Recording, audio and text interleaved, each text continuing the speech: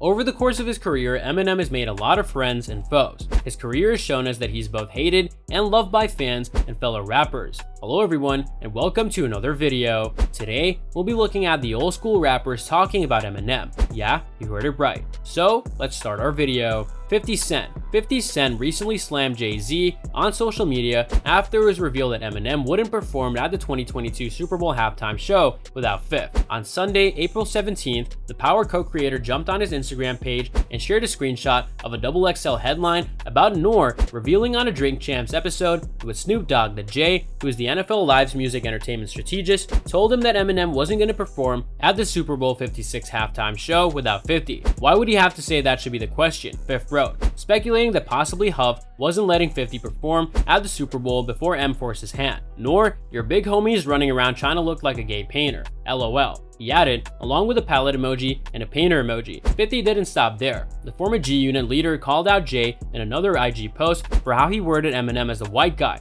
According to Noor's story, 50 posted a 2-photo collage of the late painter Jean-Michel Basquiat, an image of Jay pretending to be Basquiat and rocking the same dreadlock hairstyle for Halloween back in 2014. Akon met Eminem in 2006 while recording Snitch with rapper Obi Trice, who was a Shady Records signee at the time, and the two became close friends.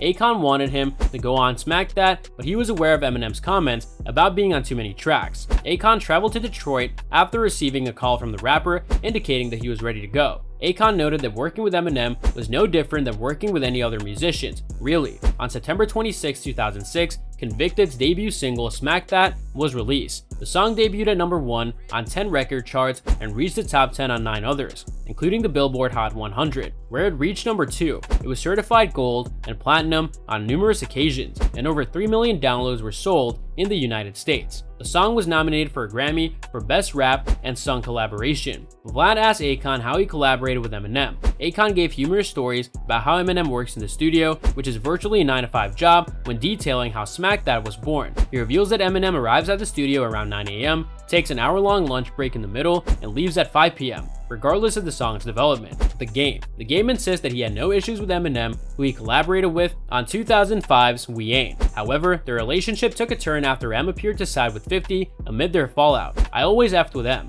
And then, you know, the whole aftermath and the shady thing, and then he was on the documentary. He explained, I think me and 50's fallout kinda made him choose his side, and he wasn't doing the shit that I did. He was like, I'm going with 50, F you guys. He also admitted that he got in his feelings about not being included in Dr. Dre's Super Bowl halftime show lineup and took his anger out on Eminem. I had some emotions, a little bit, about the Super Bowl stuff and all of that. And that's like Dr. Dre's boy, and Dre doesn't rap. So it's like, if I wanted to have a conversation with Dre where I'm mad at Dre, let me poke shots at Eminem, he said. And 50 cannot rap me, so he's doing his TV thing. And more power to him. The shows are great, but as far as rap stuff, I got that locked. So the only person I could rap with or try to poke the bear and see if he really wants to go there was them. The Game says his intention was to bring some excitement to hip-hop, but I just felt like hip-hop gotta be interesting. These guys these days are so goddamn boring, or every time somebody wants to beef, somebody's gotta die or something. Snoop Dogg. Back in July, Snoop Dogg made headlines after he said Eminem wouldn't make the list for his top 10 rappers of all time. The offhand comments seem to have created some ripple effects. Dr. Dre's probably put Eminem in the position where he could be labeled as one of the top 10 rappers ever. Snoop originally said during an interview with The Breakfast Club, I don't think so, but the Game feels like he's top 10 lyricist and all that comes with it, but that's just because he's with Dr. Dre, and Dr. Dre helped him find the best Eminem that he could find. Snoop went on to mention rappers from the 80s that he would place ahead of Eminem. There are some guys in the 80s that he can't F with, he continued, like Rakim, Big Daddy Kane, like KRS-One, like LL Cool J, shall I go on? Like Ice Cube, Fat Joe. Fat Joe is a bona fide hip-hop icon. He's made mostly wise decisions throughout his career, but turning down the chance to sign Eminem still keeps him up at night. While the fairy tale states that Eminem was plucked out of obscurity by an Interscope Records intern at the Rap Olympics who passed on his work to Dr. Dre and Jimmy Levine, it ended up nearly very differently if Joe had taken up Shady's proposal. Marshall Mathers is a born hustler who has had to fight for every chance that he's had in life. He might be the most successful rapper of all time, but Eminem is also more familiar with rejection than most. In an interview with the South China Morning Post, Joe reminisced about his career and admitted that turning down Shady is the biggest regret of his entire career. He recalled, man, I got so many regrets. The biggest is that Eminem gave me so many demos, 6 different times he approached me and I didn't sign him. Shame on me.